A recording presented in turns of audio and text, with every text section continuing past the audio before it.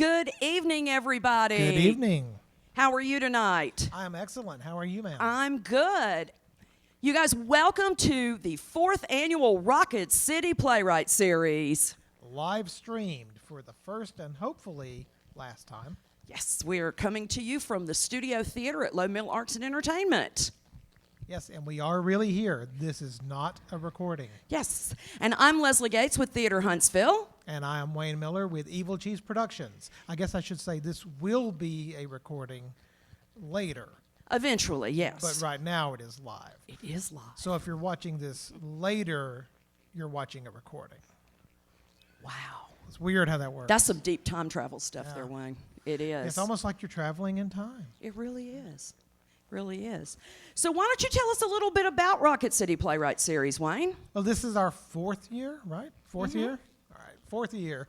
And we were talking last night, and we really can't remember whose idea it was initially. But we wanted to celebrate some of our local talent, give people a chance, and so we started soliciting, and boy, there are a lot of playwrights out there. There really are. You know, even famous playwrights like, Neil Simon had to have a first play at some point. And a lot of talent around here, too, because we've gotten some really good scripts. We do, and we're so excited that we have some of our playwrights here with us tonight. 3 out of 4, which is not bad. I know. It's pretty awesome. So as most of you know, that theaters have been closed due to the coronavirus, and even though we are in the studio tonight, we are taking precautions. Other than the time we are speaking in our microphones, we are all wearing masks. We have plexiglass partitions, and we have cleaned everything within an inch of its life. If you were here, you could smell the bleach. This is literally the only time today I've been closer than 6 feet to somebody other than my wife and not worn a mask. Me too. But he seems kind of trustworthy, so we're just going to kind of go with it. So, Wayne, you want to tell them about the shows that we've got tonight? Absolutely. We have 4. It's kind of a mixed bag, different genres, so definitely a variety. Our first play is called The Undertakers, and it was written by Pamela Manasco, directed by Jeremy Jerome Woods, featuring Aaron Barrow, Sam Marsh, and Megan Tompkins. And our second show is The Clamorer Grew Still by Halley Proctor. Halley Proctor. I even asked her and then I said it wrong. Directed by yours truly, featuring Valerie Clemens, Aaron Barrow, and Jeremy Jerome Woods. Then we have Bleach by Jacob Lauren Buechler. Buechler, yes. We also talked about that. Yeah, Make sure did. we get it right. Yeah. That one is going to be directed by Tanya Miller, and it features Megan Tompkins, Valerie Clemens, Jeremy Jerome Woods, and Sam Marsh. And our final show for the evening is Doodlebug by Tommy Walker. It's directed by Wayne Miller, featuring Sam Marsh, Jeremy Jerome Woods, and Megan Tompkins. We understand that Tommy is the only one of our playwrights who is not here tonight. I know he's not. He is in New York City, the Big Apple, I guess city that never sleeps. That's an excuse. I guess so. But we love you anyway, Thomas Wade Walker. Hi, Tommy. So once all of our shows are performed, you are going to get to vote on your favorite, and there will be cash prizes for our playwrights. You want to tell them how it works? Yeah, I understand that the State Department has investigated, Yes, they have. and they maintain that this will be the safest online vote for the Rocket City Playwrights series that has ever happened. That's my understanding too. Yes. So other people may tell you otherwise, but the listen. voting is secure. Don't listen. Yep, it is. It is. And the way that's going to work is in your Twitch chat box, there's going to be a link. You just click that link. It'll take you to the poll, and you vote. And it is conveniently located near the link where you can make your donations if you feel so inclined, if you feel moved by the Spirit to do so. However, you don't have to. Watching is free. It is, because we just want to make sure that you've got something to do on a Saturday night. Amen. Amen. Hallelujah. So, what do you think? You think we should, kind of let the actors do their thing? I don't know. Has Josh flashed the light at us yet? He just gave me a thumbs up, so I think that means hush, y'all. All right, I think we're ready. Okay. Well, you guys, please enjoy the Rocket City Playwrights series.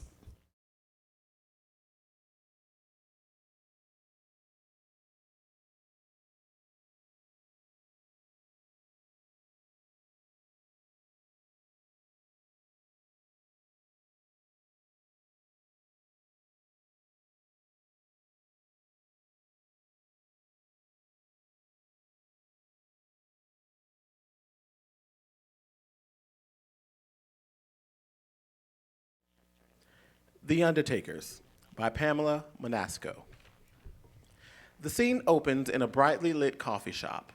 Brenda Lee and Howard sit across from each other at a table. It's past the morning rush, and they're the only two customers inside. Brenda Lee raises her hand, signaling an unseen waiter. Dr. Howard, I am so glad you wanted to meet today. You know, I saw you at the farmer's market last week buying those last summer peaches, and I thought, that is a nice-looking man. Respectable. And then here we are doing business. Yes, well, if that's all. Not yet, it's not. I think I'm going to need a refill before I can even think about starting this cinnamon roll, Dr. Howard. Are you sure you don't want anything? I really don't think so. Look, actually, I got to be going. I've got it's a big meeting coming up. Important clients. You know how it is. Are you sure? We haven't even gotten to half of my portfolio yet. Dr. Howard, we haven't even gotten to the good stuff. We've just been going over the easy jobs. You need to see the reconstruction I did for Janice Langley. Brenda Lee flips through a stack of folders before selecting one, flipping it open and showing the contents to Howard. See? This to this. Complete nasal reconstruction. You'd think a lady who was 5-time turkey shooting champion would have better sense for aim, but she always did smell a lot less like Chanel No. 5 and a lot more Yeah, like... I understand the implication there, Brenda Lee. Brenda Lee peeking inside the folder. You know, the photo her husband gave me to match was at least 5 years old. 5 years. Who knows how big that nose got in the last 5 years? And you could see clear back to everything when I started. Oh, bless her heart. She was just completely unlucky with that shot. But I reconstructed that whole area with about 2 pounds of filler and gave the whole thing a good spray tan. And her husband said she looked 15 years younger. Not everywhere is going to give you that kind of service. Did you know that Wilkes Mortuary has never had a complaint about my services? Not a one in 22 years. Isn't that amazing? I am searching for a word to describe my feelings, Brenda Lee, but I'm coming up short. Brenda Lee pulling a card from her folder. I have a thank you card for Mr. Langley. Dear Miss Brenda, thank you for the good job you did on my wife. She looked so real that when I got home, I couldn't hardly believe that was her blood stain on the good person rug in our sitting room. Brenda Lee waves the card at Howard, who has the look of someone who is about to become reacquainted with his breakfast. Mr. Howard, you're looking a little bit pale. You know, I did a man last week who'd fallen and hit his head. His wife thinks his blood sugar got too low, and bam! Next thing you know, her husband falls down the stairs, and you find the antique ceramic basset hound your grandmother gave you smashed on the floor in about 1,000,000 pieces. And you know, her husband died, too, so not a good day for her, really. Anyway, I'd worry about my blood sugar if I were you, Mr. Howard.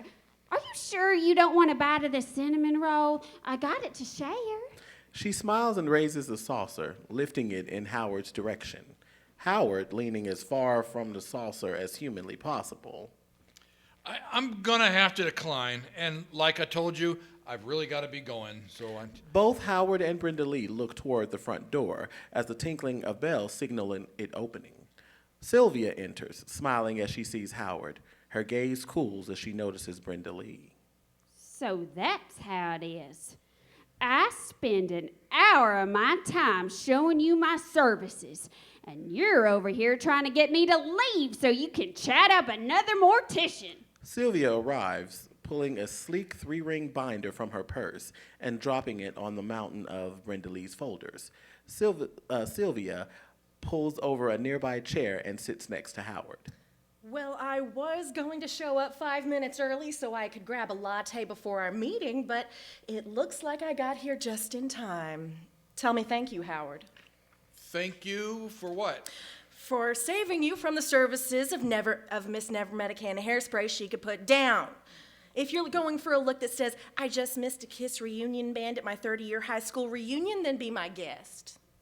Sylvia opens her binder, paging forward until, satisfied, she taps a well-manicured nail on a picture.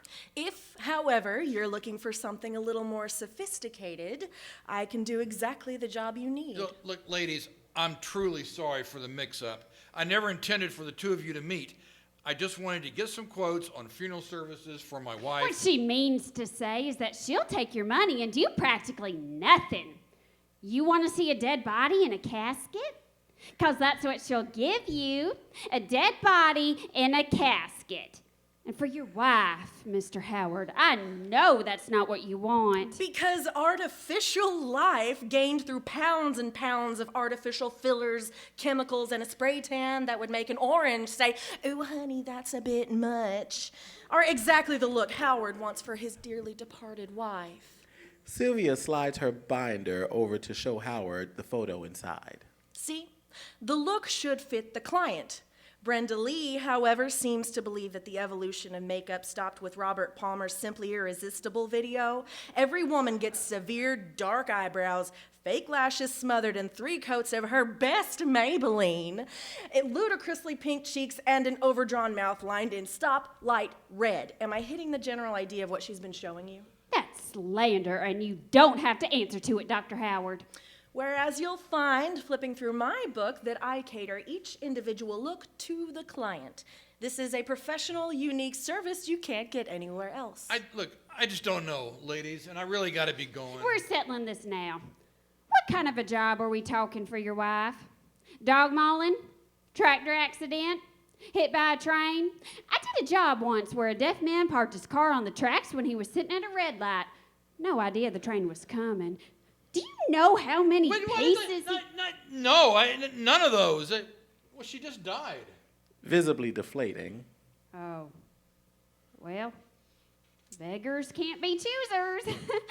What was she like then? Was she popular?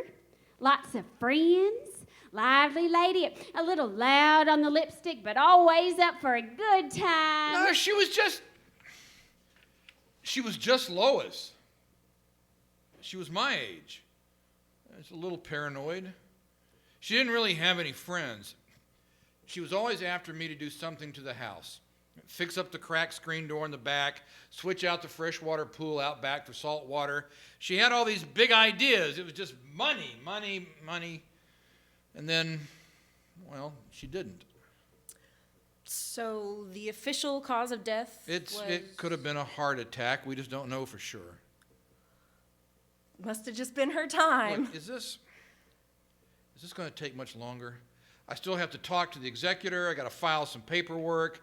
I've got the Goodwill trip to make the drop-off of the clothes. I got to hire a funeral home, of course. It's a lot to take care of on my own. And I can tell how broken up you seem. Still, we can't properly discuss what we do for you if we don't know what we're working with, which is why I took the liberty of heading down to the morgue and snapping a few pictures. I hope you don't mind. Sylvia reaches into her bag and removes a handful of pictures, which she spreads across the table. Is that... Your wife? As of about 45 minutes ago, it definitely is. Brenda Lee reaches across the table to look at one of the pictures. You said heart attack? This doesn't look like a heart attack. Doctor, who told you this was a heart attack? It looks exactly like a heart attack. There aren't really any signs. I've never seen a heart attack like that. That red, puffy skin. Yep. Did she have a shellfish allergy? Did you do an autopsy? A shellfish allergy? Well, no. Why? Because your wife was definitely poisoned. Though it pains me to admit it, I think she's right. You see the skin here? That color isn't normal. It's gonna be a pain to disguise in the casket. Are you sure you want an open casket? You're sure she didn't have any enemies? Yes. No, wait. She did... No. She didn't have any enemies. You can't possibly think she was poisoned. She was 71 years old. The only cause of death that makes any sense is a heart attack. Well, I might have thought that too if I hadn't seen the toxicology report. She pulls a printed document from her purse. The what? Brenda Lee leaning over to read. That spells it out pretty clearly. Spells what out clearly? The poison. Cyanide. You know what's funny? I was reading just the other day about peach pits. They're just chock full of arsenic. And then you just bought all those peaches last week at the farmer's market. Remember? An awkward silence descends among the trio before Howard suddenly rises to his feet, grabbing for the toxicology report and walking swiftly out of the coffee shop.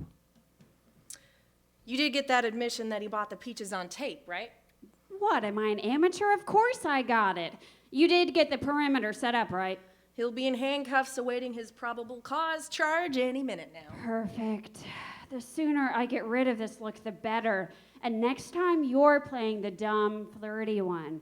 I haven't worn this much eyeliner since the deputy director threw that Christmas party at the Met. We'll rock, paper, scissors for it. In the meantime, how do you feel about going undercover as a pair of out-of-town sisters out to claim the portion of the inheritance for a 43-year-old lawyer who died under extremely mysterious circumstances? I'm listening. She nudges a fork toward Sylvia before finally taking a giant bite of her cinnamon roll.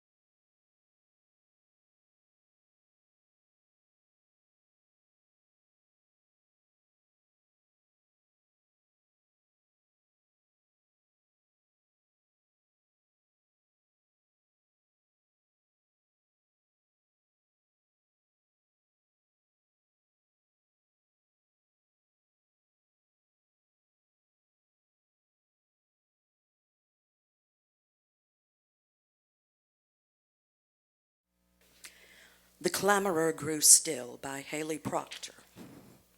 Scene 1. A dark stage with a very dim single spotlight. Monstrous, older, is alone on a dark stage dressed in black, save for a pair of red heels and red boa around her shoulders. I vowed revenge, biased revenge, punishment without proof, 1,000 injuries, not one more injury. Punish impunity. Sometimes I'm good, sometimes not. I was attracted to risk. I was cozy with delusion. I smiled one last time, smiled at Chance's face. Monstrous pauses to drink a glass of wine. A wrong undressed overtakes an undresser, and this undresser had done no wrong. He would be nothing without me, dust, maybe remembered as a lush, but forever forgotten for his sincerity. What use is sincerity? He was a guru of wine. So much money on wine and women. Lousy rich. As we said back in the day, had the bees. I bought a cask. It was carnival season. A mad time. A different kind of madness. He accosted me with excessive warmth, dressed in motley, his bells buzzing like a dead bee. Death is for suckers. I was younger then. Scene 2. Monstrous is in a dark corner leaning on a wall obscured from view from the other carnival attendees. She is wearing red heels and a black cape with a red dress and red boa underneath. Chance is entering the carnival, not seeing Monstrous at first. He has a cough and has been drinking. He is dressed in black and white motley, and his bells are ringing as he enters the scene. My dear, by chance, do you... I know you. I mean, I've seen you. I knew you were someone, but I can't place who. I just wanted... Are you familiar with whistling? What if I rang you? We have met. Forgive me if I am wringing your mitts. So lucky to have ran into you. I was just about to tap my cask of... Oh, I don't suppose you've heard of it. Who are you? I know you. This place is a zoo. I know how much you love wine. A whole cask of wine? Legal enough. Impossible.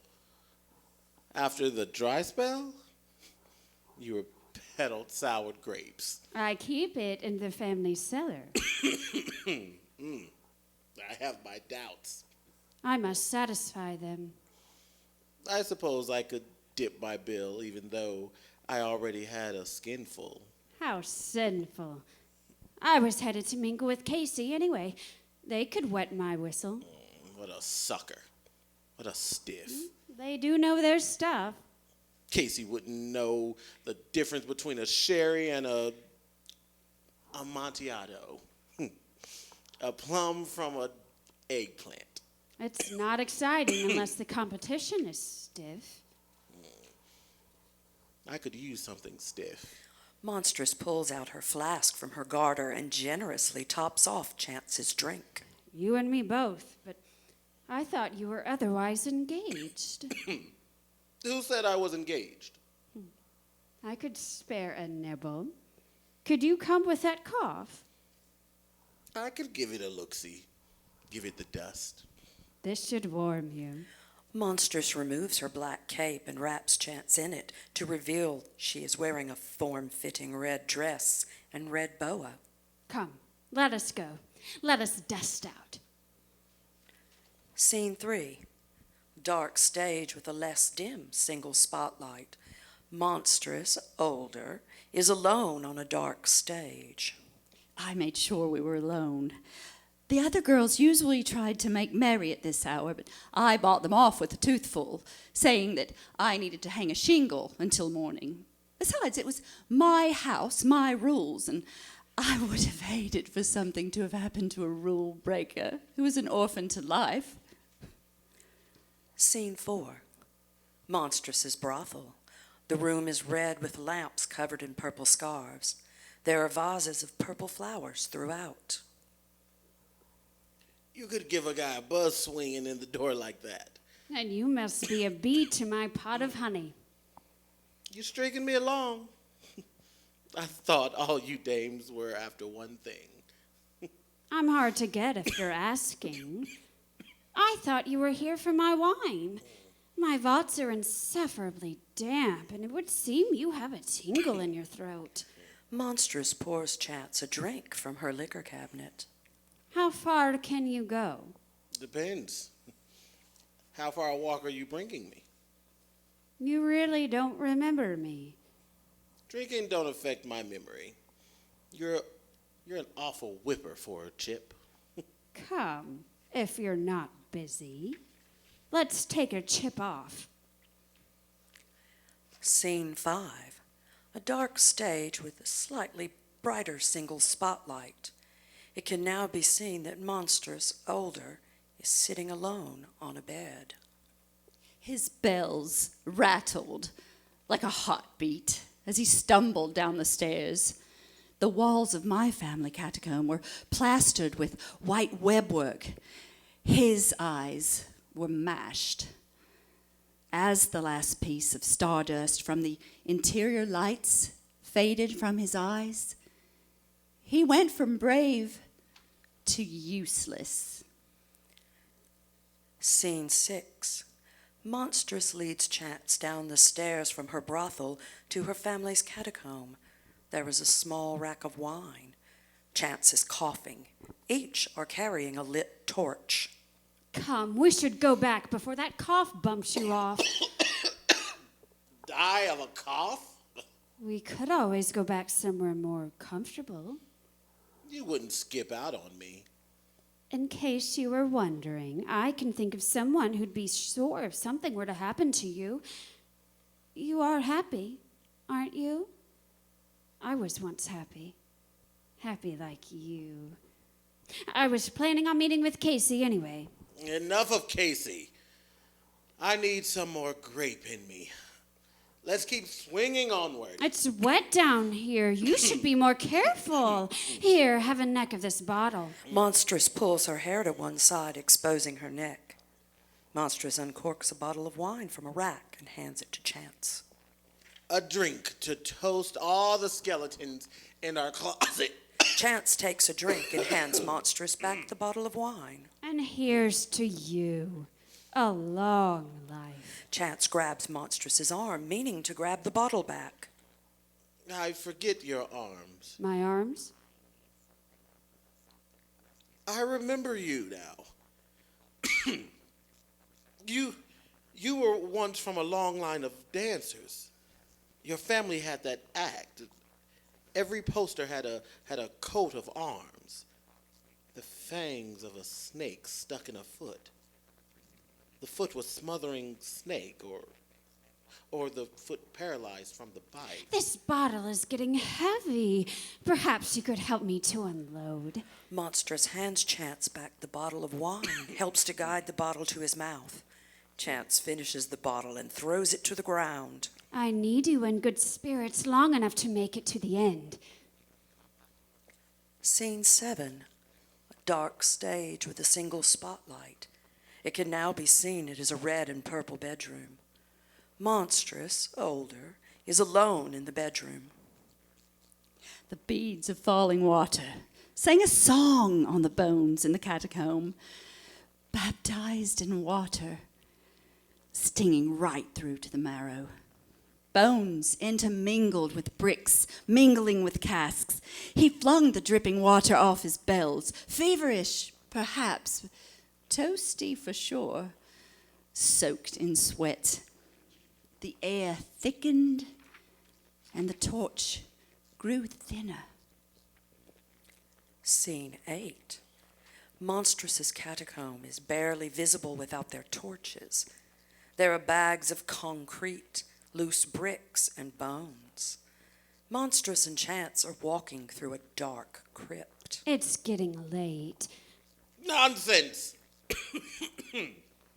I'm barely buzzed. We should head back just in case Casey is wondering where I am. The sky can't even be turning purple yet.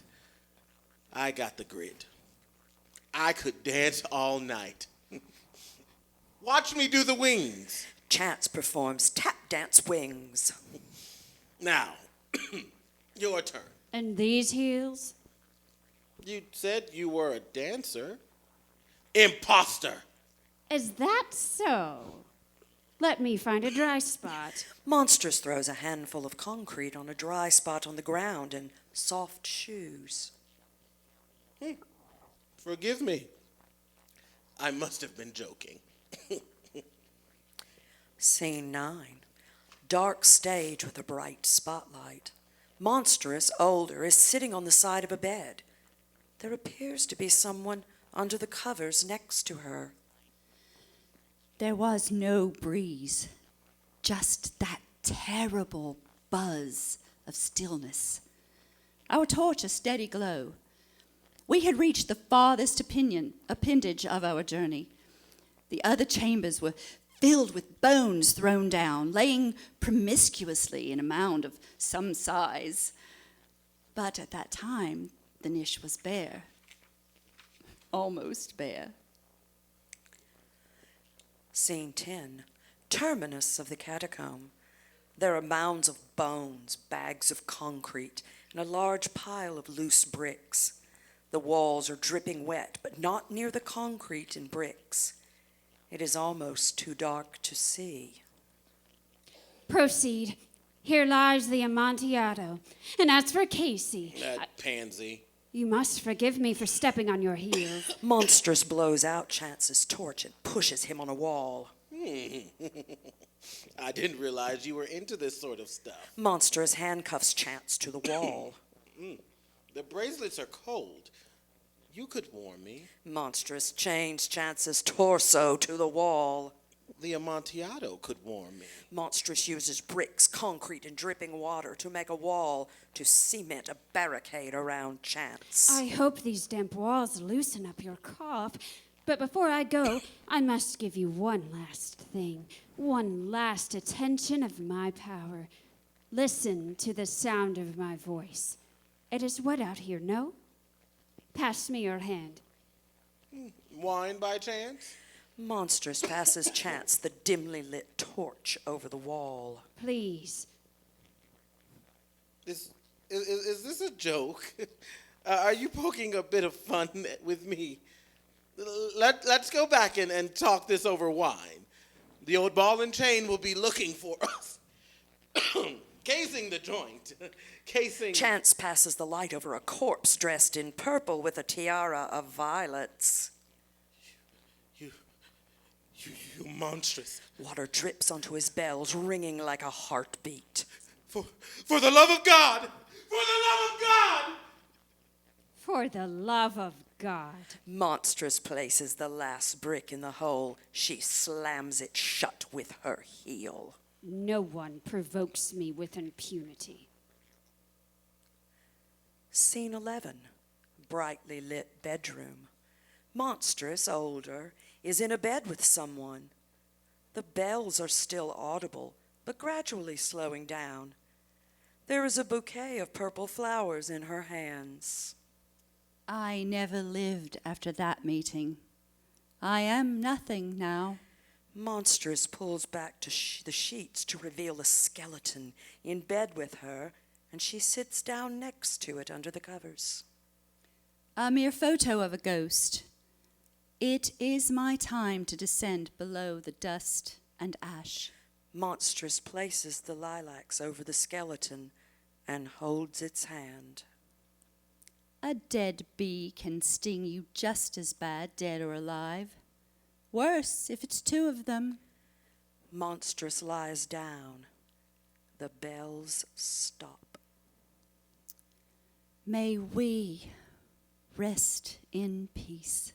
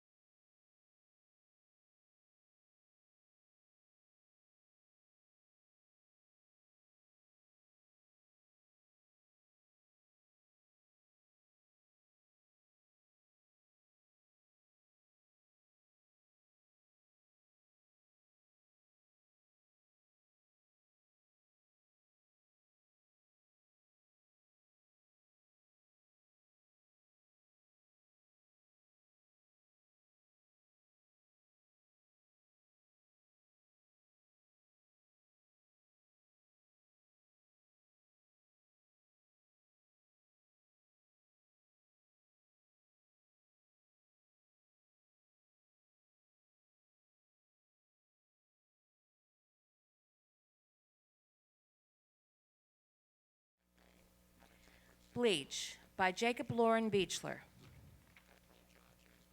A dark basement laundry room in a downtown apartment building across from the city college.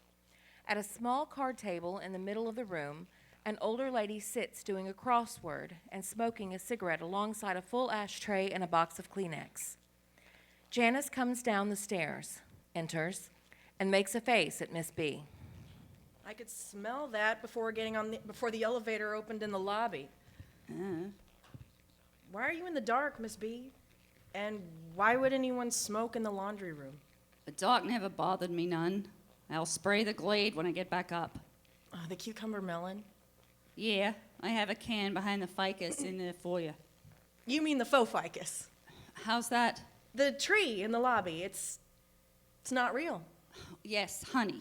It's been the same bright green for 13 years. I am sure that all 6 of the residents here have figured out that it's not real. I wouldn't say tree exactly. I'd say shrub or maybe even bush. Trees have a singular trunk and usually grow over 5 to 6 feet tall. At least it's more of a shrub, right? If we want to be literal and all. I am so sorry, sweetheart. Shrub. It's not even real anyway. I mean, shrub, bush, tree, it's your plant. Ah, but it's Mr. Richardson's plant, not mine. All the light touches is Mr. Richardson's. Not a lot of light down here with that one bulb out. Wait, did you just Lion King me? How's that? Janice putting laundry in a machine. You know, Lion King, Simba, Zazu, Disney. A long pause, and then Janice goes back to working the laundry machine. Why do you keep the glade there anyway? What, behind the shrub? Yes. So I can spray the leaves, it gets the dust off. Maybe get a duster? I got one and hardly ever use the damn thing. Janice looks high around the room, disgusted. Well, cucumber melon is hardly the scent for a blizzard-type event like that one out there. How about some fireside pine or marshmallow quilts? How old are you, Jenny? It's Janice, Miss B, and I'm turning 40 next month, February 12th. I'm an independent and assertive Aquarius, if you must know, not like these other laid-back losers that happen to light their own candles around my special day. Oh, and by my next year, they will have to start calling me doctor. My dissertation is almost through the first round of edits. Isn't that something, Miss B? Huh? Doctor? 39 then. You know, since we're being literal and all. Yes, well, if you just... Oh, what's a dance move that heads into a bent crook? 3 letters. Oh, and don't get me started on the amount of hatred that I have for the across. But I need the 11 down. It's always the ones going that way. They always take me down with them. A dab. How's that? A dab, you know. A dab. A dab? Middle Eastern? No, Miss B, a singular dab, just D-A-B. Miss B goes back and writes in the answer, sees it fits in her slot, and looks back at Janice. Well, thank you, Jenny. It's Janice, Miss B, and that was a little racist right there, just if you wanted to know and all. Racist? How's that racist? Doesn't it sound Middle Eastern? Harold enters wearing headphones, carrying laundry. He talks louder because of the earbuds. I could smell you all the way from the landing, Miss B. I was sad to see the Christmas lights off the tree in the lobby when I came down this morning. I love those lights. The big bulbs like we had back in Pittsburgh. Harold turns around, sees Miss B waving at him. Hey, you're the super, Miss B. Light up or lights down. Whatever you want. I'm just saying they was pretty was all. Miss B waving away his statement, smoke still in her hand. Not a tree anymore, Harold. It's a shrub now. And I can't smoke out in that. I'm too damn old, and it's wicked out there. And Mr. Robinson said that a week past New Year, and it's time to get those lights somewhere hidden. But that's... Hey, I got a question for you. If someone told you that the name of something was a dab, and you ask if it was Middle Eastern, is that racist? Harold turns back to the 2 women who are now both staring at him.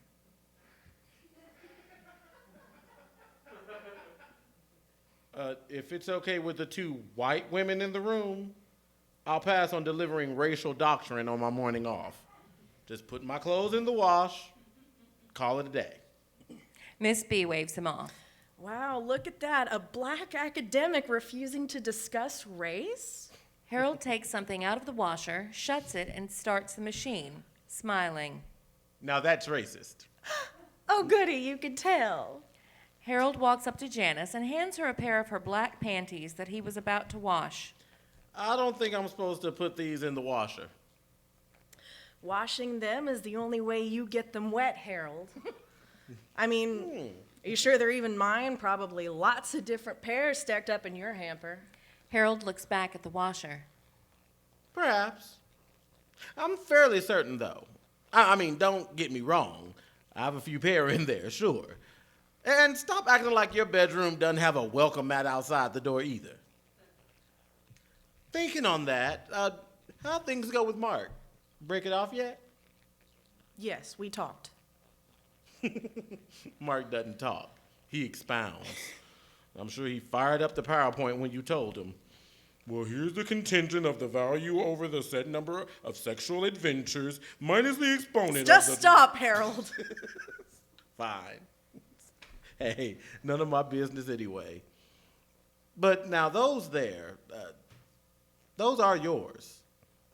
They got this distinct quality to them, unlike the others that I happen to collect lately. 'Cause they're for adults. Ouch.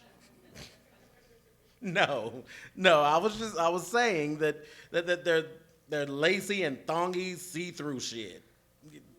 They're all fancy like that. You're fancy like that. Like it's all thought out. Yeah, the others, well, mostly cotton. Not thought out very well. And what's up your ass anyway? Let me guess.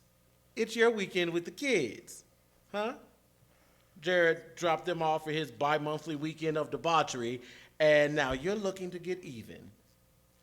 And I'm the next dick in line, ain't I?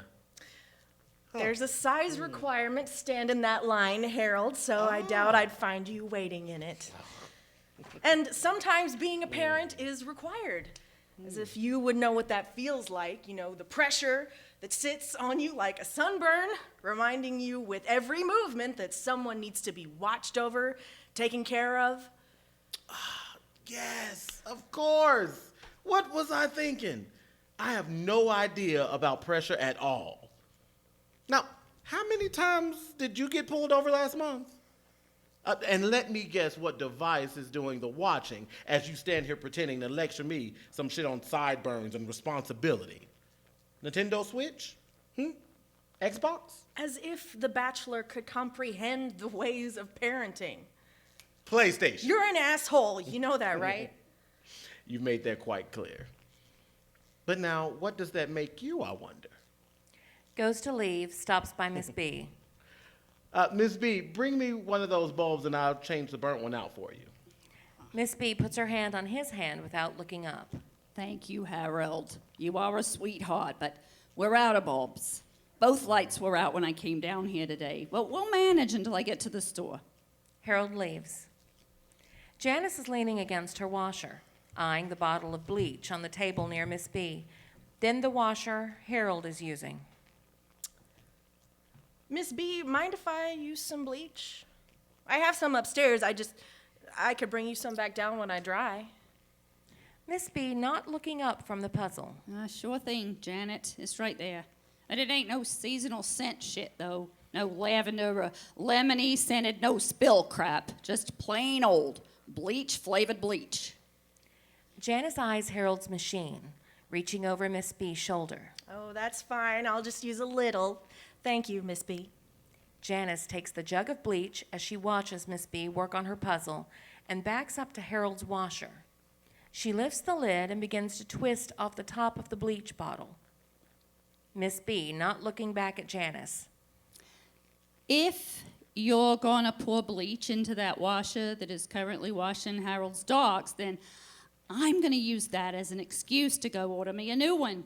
Those damn things are old as the hills, and all Harold's fancy clothes getting bleached would pretty much expire any confidence anyone has left in that ancient piece of shit anyway. And, I'm not going to get nothing cheap. No.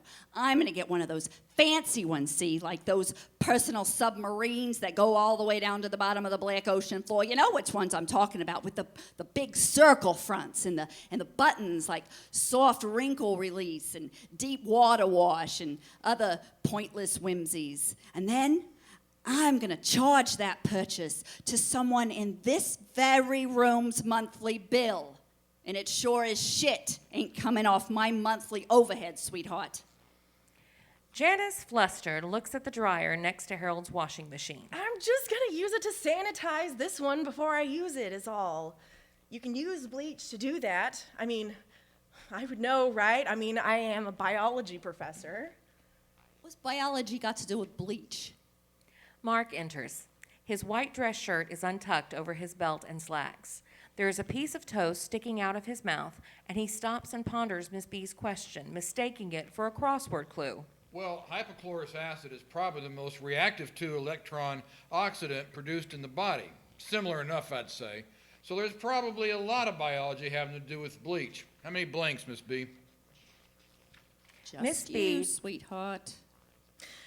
Well, I'm a biology professor, right? I know my stuff. Been adding to my academic journey for a while now, just saying.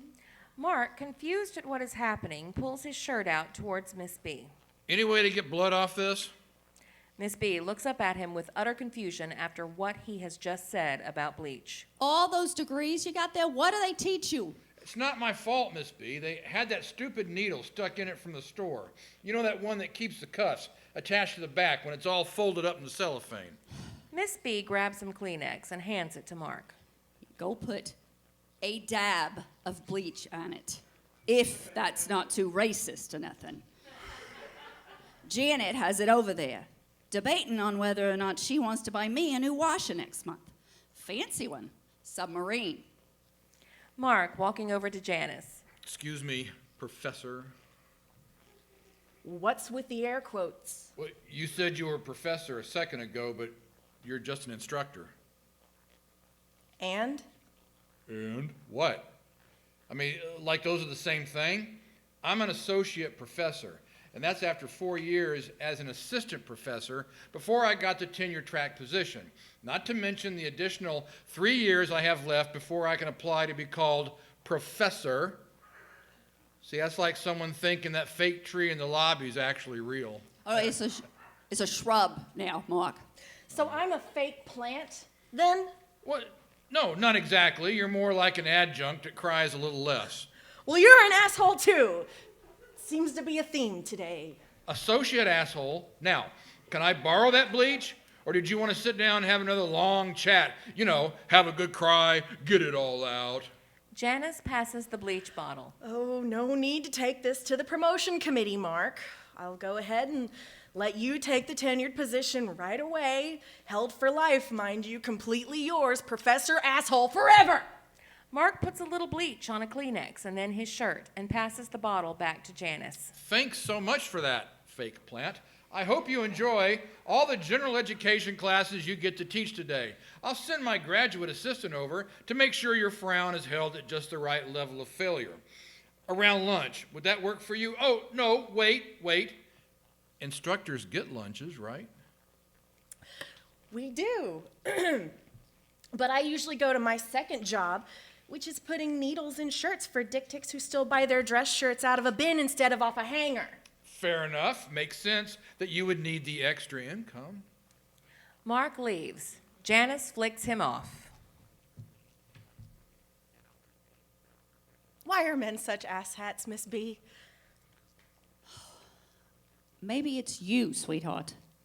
Janice uncapping the bleach bottle. Me? The hell did I do?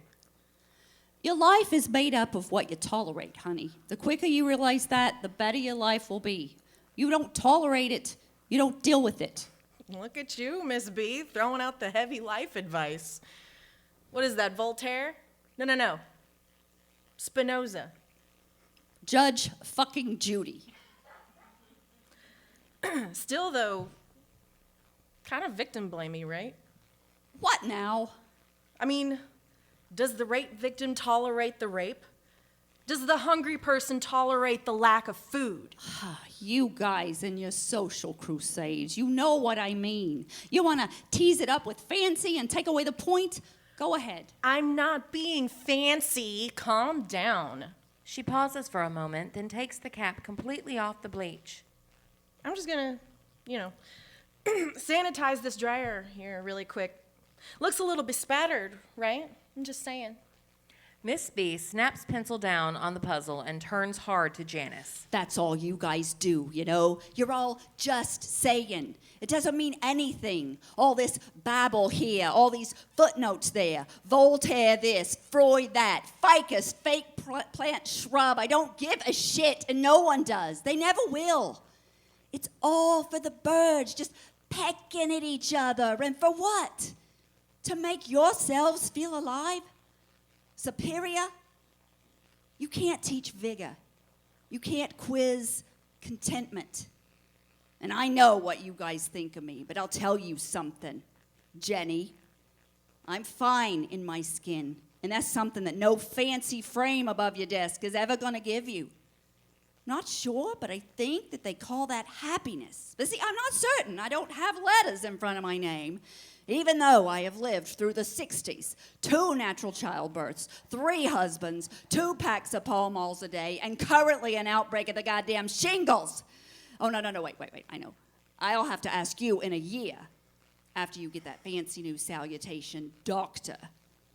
Maybe then you will finally share something that I don't already fucking know. You see, nothing you all bitch about means anything to anyone who is struggling. And we're all struggling. No book is going to cure that. No words are going to read as good as experience is going to teach. You can't live life, learn life, sweetheart. You have to live it. And please, from the bent knees of the Virgin Mary, please stop saying right after the end of all your damn sentences. Right?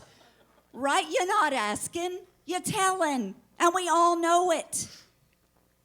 So how about you make a decision?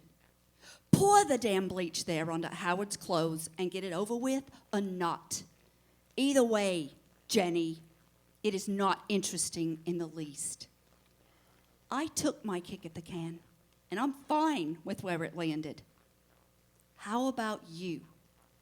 Stop just saying and step up and take yours. Right? Janice slams lid on Harold's washer, picks up her empty laundry basket. It's Janice! She leaves and flips off the light. Miss B lights another cigarette in the dark, speaking softly. I'll be sure to add that to my academic journey, sweetheart.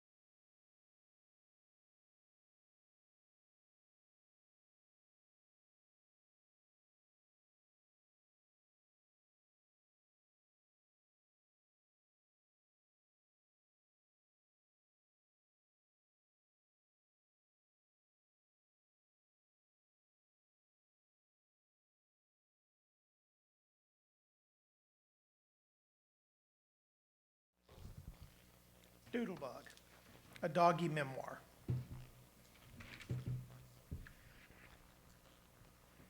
Three old friends sitting around chewing the fat.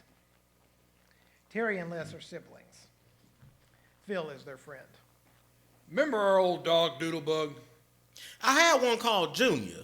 Looked just alike. Remember Scotty, Lucy, Screwbit, Tiger, Bowser, Crunchy, and George? You forgot Prancer. No, Pouncer's Bowser's brother. All right, whatever. We had a bunch. Well, I remember those dogs. But does any of y'all remember the Sammy Jenkins dog, Cheetah? Mean little chihuahua. And what about Doodlebug? Cheetah was a mean killer dog. Y'all done forgot about Doodlebug. Dorothy Frank's dog, Chief, would whoop them all. Take a look at this photo, y'all. This is Doodlebug when he was just a puppy. We got him when he was 5 days old. His mother was killed by a car. I had him for 17 years. I held this picture and cried like a baby when we had to put him down. Dang. And now, let's not forget the killer dog, the little peekaboo named Buffy. Teddy Screws done renamed him Skeezer. That was a mean dog. Yeah, he jumped out the back of a truck and Teddy done run him over, his own dog. Oh, man. Dang. Yeah. Whew. Now, what about Chief? Yeah, I remember. He was a wiener, wasn't he? No. The wiener dog was Weezer. Or was it Skeezer? What, Skeezer's the one that died? Well, they all died, Terry. Oh, yeah, you're right. No, but Tiger was the one who always bit McKeeston.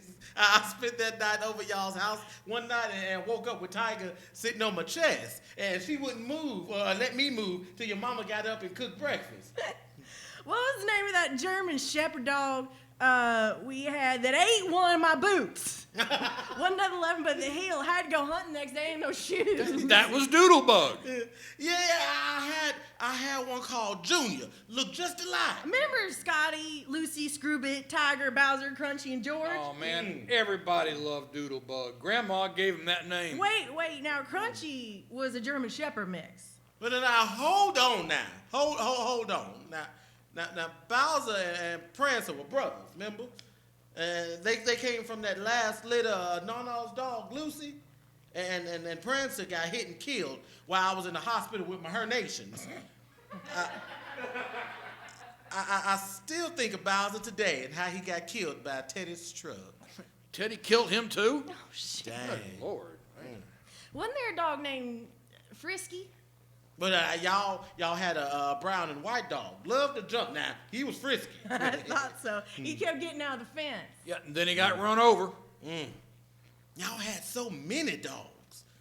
Remember poor old Lucy? She was the dumbest, ugliest dog, but she was the sweetest dog ever. God, I liked her. I can't remember the name of that other dog we had, but I remember shouting all the time at her, Mitzi, quit! Was her name Mitzi? Yeah. I'm not trying to change the subject, but I really liked it when you guys put that basketball hoop up. Oh, that was awesome. Yeah.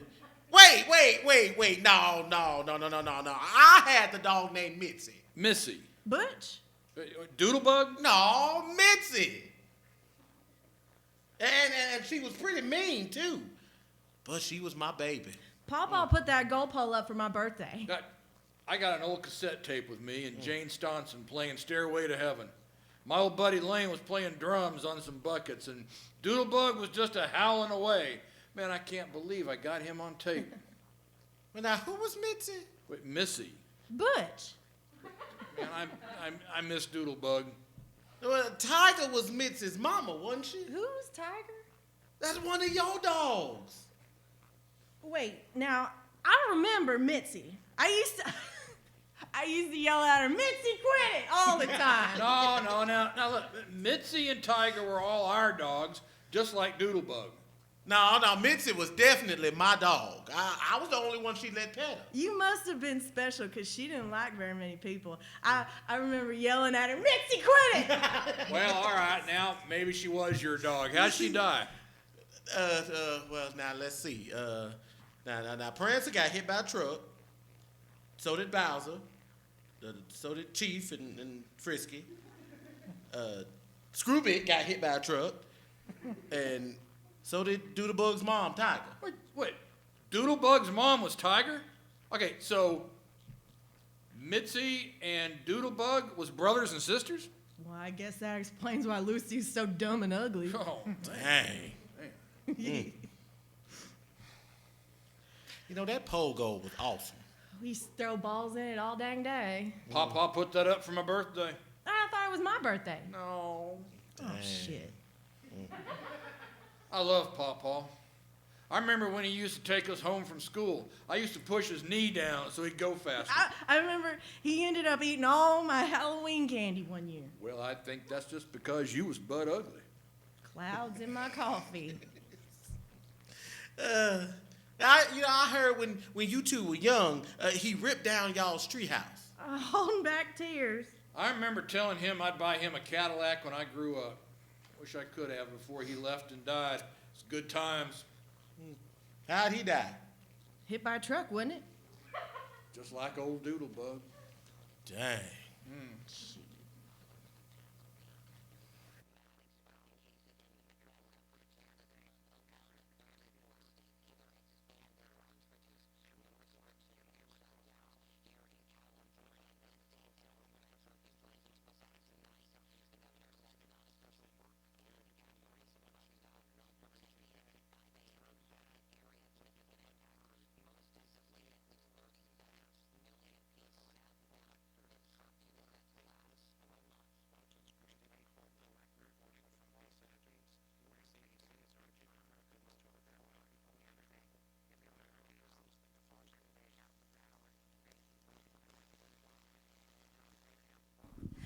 And there you have it, Wayne. This year's entries for the Rocket City Playwrights series. And we're still here. Aren't we, though? Yeah. And hopefully so are you. I hope so, too, because guess what time it is? It's voting time. It's voting time. So you're going to want to look at your chat window. What are you going to see? A link. What do they do then, Wayne? Well, we are using a straw poll for our voting. So you're going to see that link, and it will be open for the next 5 minutes. 5 minutes. Just like making a purchase on Fandango. Exactly. And you will click on that link for the play that you want to vote for. Exactly. That's what you do. So make sure you vote first, then go take care of getting, another glass of wine or another, bowl of popcorn. And this is very important. You can only vote one time for one play. Yeah. Even though we want to vote for them all, because I thought they were great. I would love to vote for them all, but I would too. We're not voting anyway, so it really That's doesn't true. They don't matter. let us vote because apparently we mess it up and vote for all of them. So take this next 5 minutes to vote, and while you're doing that, we want to say some thank yous to some very special people without whom this live feed production could not have happened. You're welcome. Well, yes, Wayne, of course you. Yes, but we want to thank our technical crew. And the technical crew includes Miss Birdie Jones, who is our production stage manager. Josh Phillips, who is our technical director, sound and lighting designer. Charlie Rogers, who is our streaming engineer. Jennifer Johnson, who is our media and marketing coordinator. And Michael Johnson, who is our director of cinematography. And we'd also like to give a special shout out to Tangled String Studio, who let us borrow some mic stands for tonight. Thank you, Tangled String Studios. Thank you. So, Wayne, we've got a little time here while folks are voting, so I thought maybe you'd like to let us know what's going on with Evil Cheez Productions these days and what y'all have on deck. I would be delighted. Awesome. So, as you know, we have a little thing going on right now that has made this year very interesting. All theater companies have had to get creative, and some of them have gotten kind of quiet. Some of them have found ways to keep the flame burning, so to speak.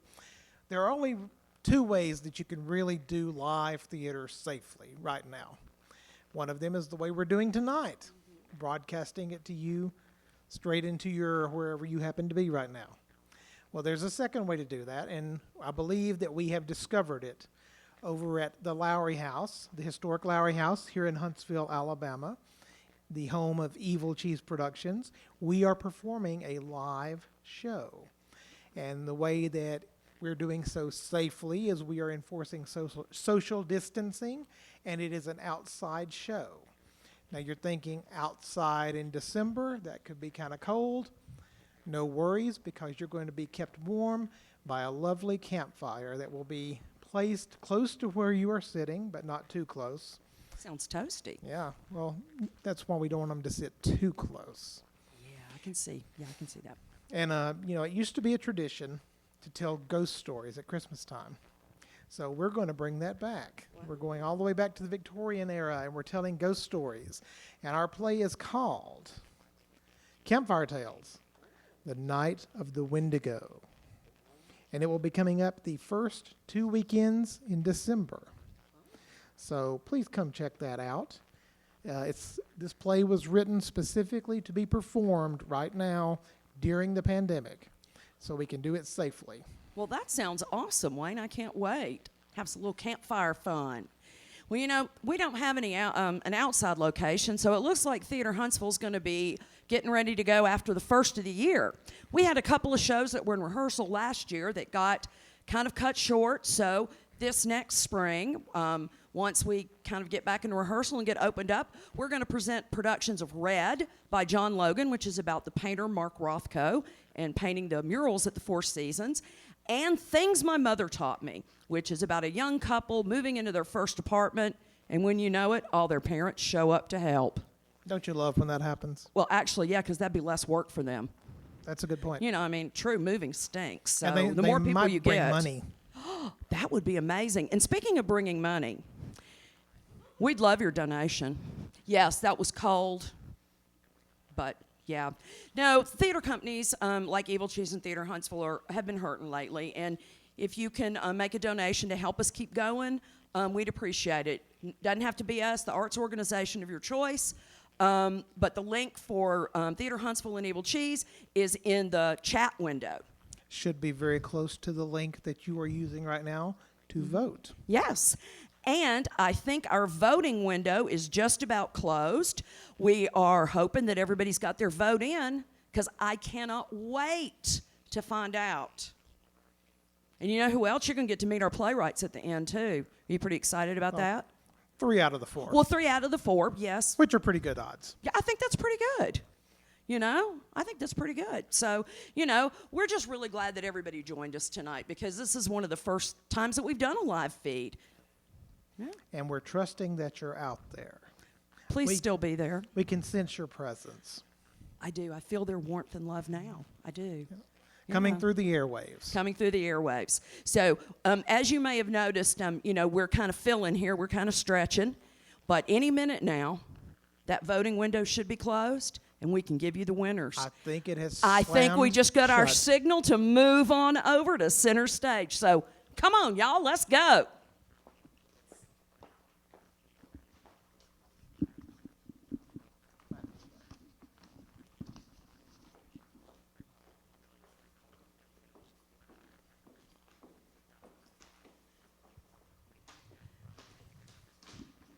Well, look at this, Wayne. We're here where the actors were.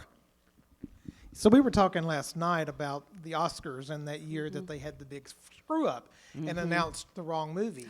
That wasn't good. It was really embarrassing. I think somebody got fired. Everybody had a good laugh about it. So we hope we don't do that. No, let's try not to do that. Not that they could fire us because we're volunteers, but you know, Well, you know, it would still be kind of embarrassing. I could get fired. All right. I mean, Just saying. they could always ask us not to do it next time. True, they just lock the doors and don't let us back in. Okay, so are we ready? We are ready, and I just happen to have the list. Okay, so what we're going to do here is we're going to call out from fourth place through first place, and we would love for our playwright to come up when we call out your play. So you want me to start, or you want to start? Do we want to tell them what they've won, or is that a surprise? Well, we could tell them what they've won. A year's supply of turtle wax. No, not really.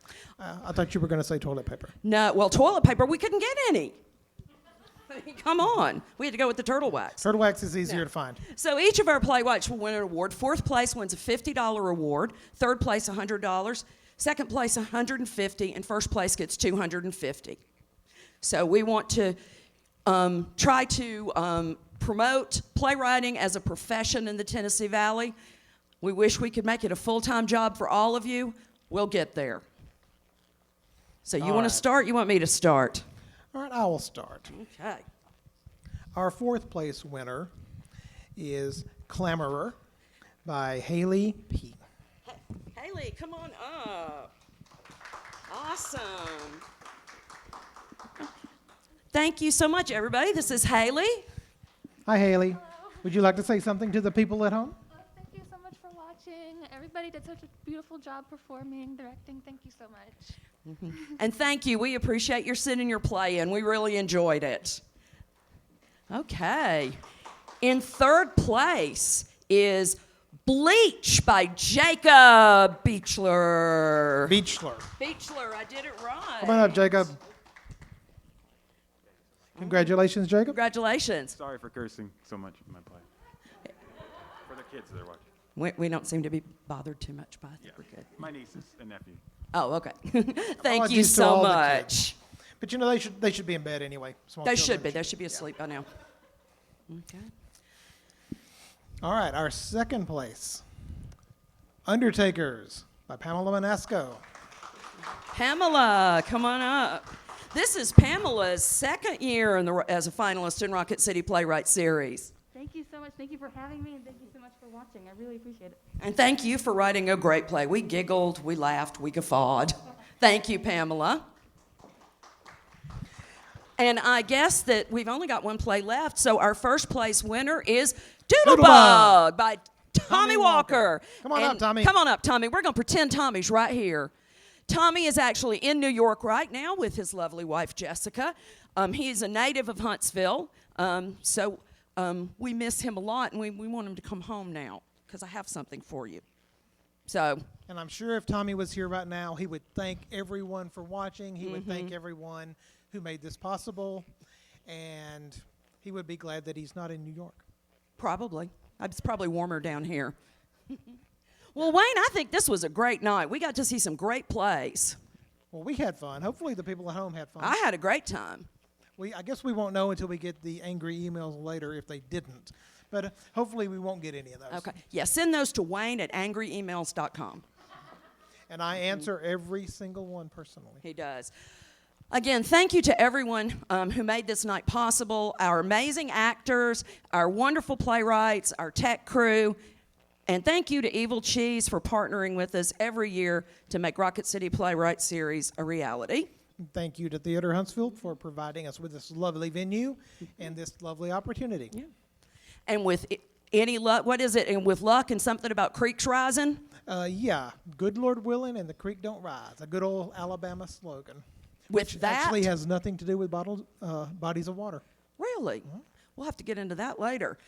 We will see you next year, hopefully live audience. Yeah, I would tap wood right now, but last night I did it with the microphone, and I was told by our technical director, don't do that. So Got in so much trouble. Yeah, just imagine us tapping on wood right now with the microphone. Yeah. So thank you again, and we hope everybody has an amazing night. Take care of yourselves. Have an amazing Thanksgiving, and we will see you next year. Good night and good luck. Good night.